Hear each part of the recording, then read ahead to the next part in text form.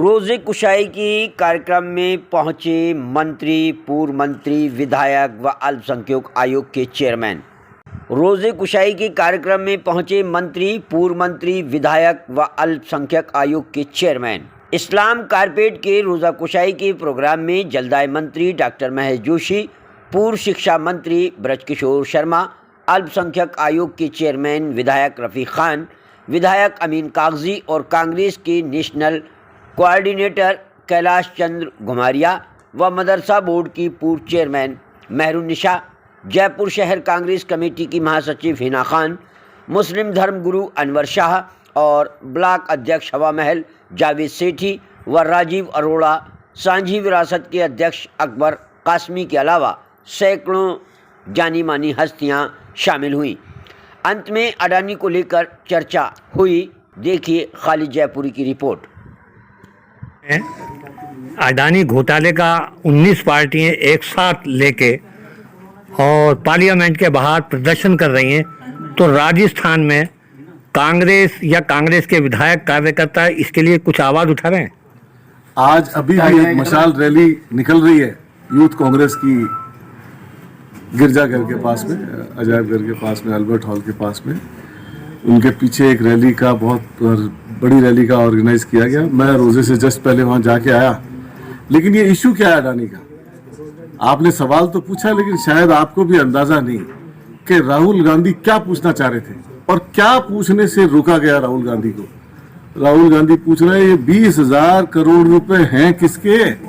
जो बेनामी अडानी के खातों में 20,000 करोड़ रुपए आ गए, वो 20,000 करोड़ रुपए किसके हैं ये बताओ।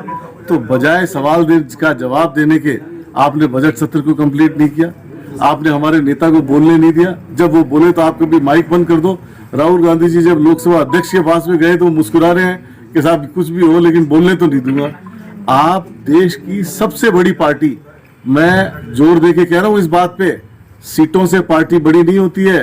पार्टी अपने इतिहास से, अपने कार्यकर्ताओं से और कितनी स्टेटों में उसका रिप्रेजेंटेशन है उससे बड़ी होती है, पार्टी के साइज से बड़ी होती है। सबसे बड़ी पार्टी के नेता को आप बोलने नहीं दे रहे हो, उसको बोलने में रुकावट डाल रहे हो। और एक ऐसा मुकदमा जिस मुकदमे का कोई एग्जिस्टेंस नहीं है, एक सिंपल मानहानि का मुकदमा जिसमें जुर्माना पैसे में किया जाता है, उस मानहानि के मुकदमे के अंदर उसकी एक्सट्रीम सजा दे देते हो जैसे कोई आप क्रिमिनल को दे रहे हो। तो पीछे से कहानी लिखते हो और उसका नतीजा तय रखते हो कि अगर ये फैसला आएगा तो हम मेंबरशिप इसकी बर्खास्त कर देंगे। आप गुलाम नबी आजाद साहब जो आज बोल रहे हैं मोदी जी के पक्ष में, उनसे बंगला खाली करने का नोटिस तो आज भी नहीं है। इनकी मेंबरशिप आप दूसरे दिन खाली करते हो, तीसरे दिन बंगला खाली करने का नोटिस दे देते हो। जनता समझती है। सवाल ये है कि सवाल 20,000 करोड़ रुपए का अडानी के खातों में 20,000 करोड़ रुपए कहां से आए, ये राहुल गांधी पूछ रहा है। इस सवाल का जवाब बीजेपी वालों से भी पूछो, आम आदमी से पूछो। जनता हिसाब मांग रही है कि जो आपके पास पैसे हैं वो पैसे किस नाम से आए हैं और किसके हैं, ये खुलासा करे। आप जब पूरे इंटरनेशनल मार्केट में दुनिया के अंदर एक कंपनी ने ये अनाउंस कर दिया कि ये सारा इसकी कंपनी फेक ग्राउंड पे चल रही है, इकोनॉमिक एग्जिस्टेंस नहीं है, उसके ऊपर आप इसको अपनी गवर्नमेंट कंपनी से फंडिंग कर देते हो। जब उसका शेयर बाजार डाउन हो जाता है, उसकी स्थिति खत्म होने लगती है, तो सरकार उसको हेल्प करने लग जाती है।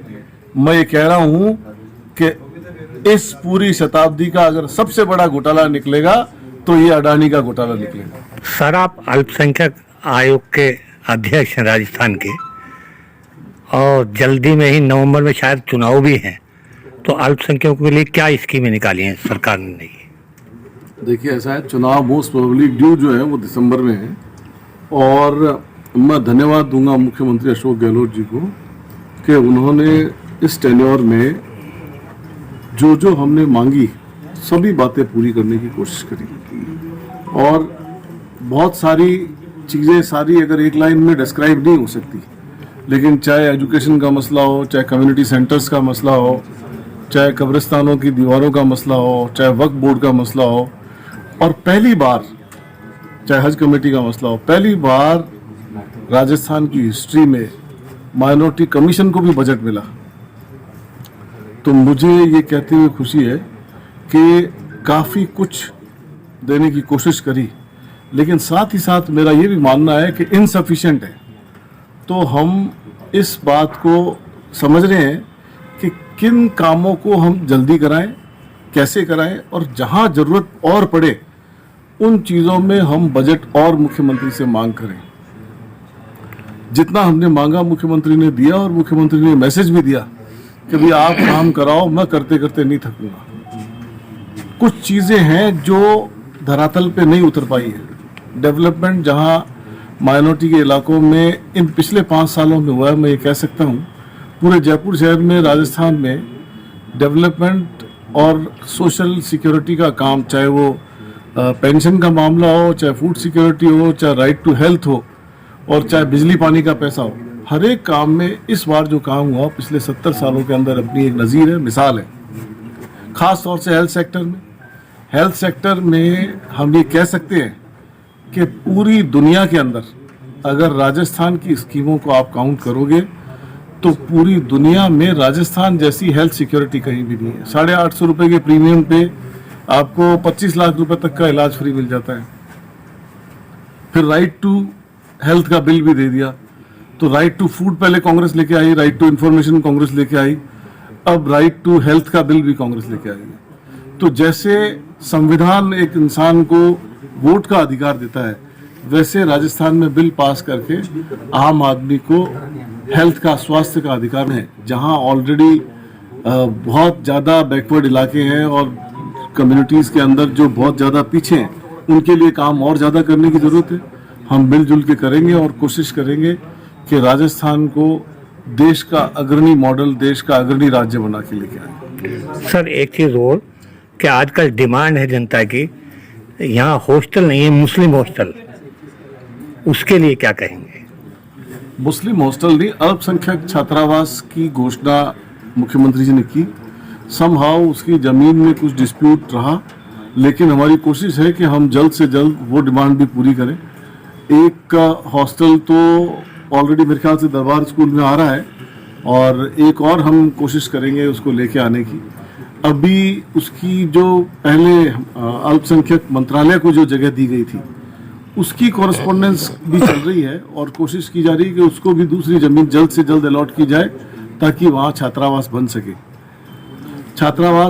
एक छात्रावास हम ऑलरेडी मानसरोवर में बालिकाओं के लिए रन कर रहे हैं। तो मेरी कोशिश रहेगी कि जल्द से जल्द ये छात्रावास भी हम बनाएं और जल्दी से जल्दी इसको पूरा करें। और यही नहीं, जहाँ जहाँ जरूरत है, न केवल जयपुर के आसपास का क्षेत्र, बल्कि पूरे राजस्थान में। और ये पहला ऐसा बजट है जिसमें इस टेन्योर में जितने छात्रावास दिए हैं, अब तक शायद किसी टेन्योर में दिए होंगे। तो मैं आपको आश्वस्त करना चाहता हूँ आपके न्यूज़ चैनल के माध्यम से कि हम बहुत जल्दी इसका समाधान करेंगे और ये भी बनाएंगे। थैंक सर, आपको कांग्रेस ने नेशनल कोऑर्डिनेटर बनाया है, तो पहले तो अपना नाम बता दीजिए। मेरा नाम कैलाश चंद्र घुमरिया है, शॉर्ट में केसी घुमरिया बोलते हैं। मैं जो है भारतीय राजस्व सेवा का 1982 बैच का अफसर रहा हूँ और प्रिंसिपल डायरेक्टर जनरल सीबीडीटी से रिटायर हुआ हूँ। समाज सेवा मेरी हॉबी है और वो बहुत सारे टाइम से मैं करता रहा हूँ। और अभी जो है अभी कांग्रेस ने मुझे नेशनल कोऑर्डिनेटर बनाया है। आजकल ये अडानी का जो मसला है वो बहुत गर्म है। बिल्कुल, इसके बारे में क्या कहना चाहेंगे? देखिए, मैंने इन्वेस्टिगेशन मेरा फेवरेट एरिया रहा है थ्रू आउट माई करियर। और ये जो है रिपोर्ट तो अभी आई है और अब मसला उछला है। मैं तो बहुत पहले से कह रहा था कि ये जो बबल है और ये जो है विंडो ड्रेसिंग करके रोजी पिक्चर दिखाई जा रही है, एक्चुअल में इतना वर्थ है नहीं।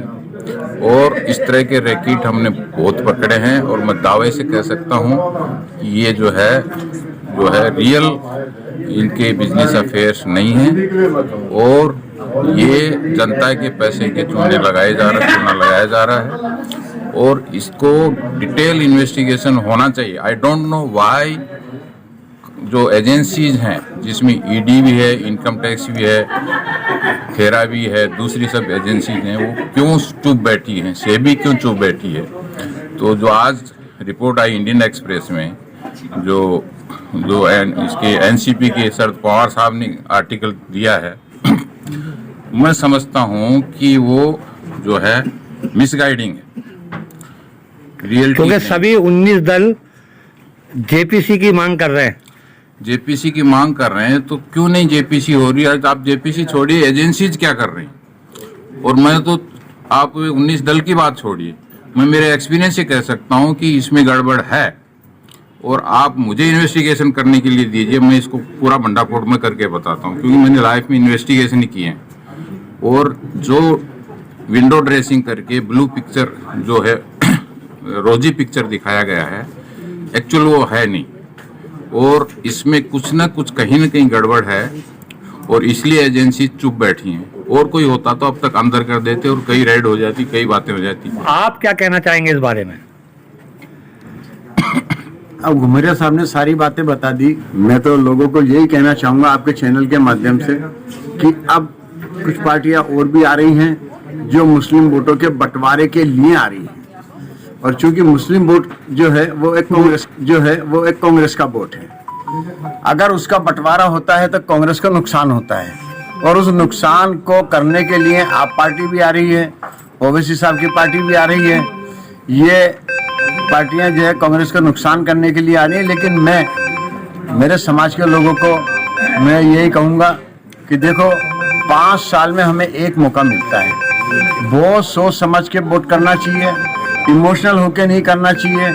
जो जीतने वाला कैंडिडेट है हमें उसी को वोट करना है, हमें इमोशनल नहीं होना है कि हमें ओवैसी साहब मुसलमान है तो उनको वोट दे दिया, और केजरीवाल साहब अच्छे हैं तो उनको वोट दे दिया, किसी और को दे दिया। नहीं, हमें बहुत सोच समझ के करना चाहिए। हिना खान जयपुर जिला कांग्रेस कमेटी की महासचिव हैं। आजकल सेंटर में राहुल गांधी ने जो अडानी मसला उठा रखा, बहुत गरमाई पे है, क्या कहना चाहेंगे? मैं ये कहना चाहूंगी कि अडानी और अंबानी मिली-जुली साजिश से देश को लूटने के लिए ये चाहते हैं, हम देश को लूट ले। पहले अंग्रेज आए थे तो हमें ये था कि अंग्रेज है गैर मुल्की, ये तो अपने ही अपनों को लूट रहे हैं, और ये मिली-जुली साजिश इसलिए है कि देश को बर्बाद कर दे। बेच दिया, सारे देश को बेच दिया, अब जो लोग बचे हैं उसको भी बेच देंगे। हर चीज को इन लोग बेच रहे हैं। इसमें मोदी सरकार, बीजेपी कितना लूटेगी? बीजेपी मुझे ये बताओ कितना लूटेगी? और राहुल गांधी का जो फैसला है ना वो अटल है। राहुल गांधी की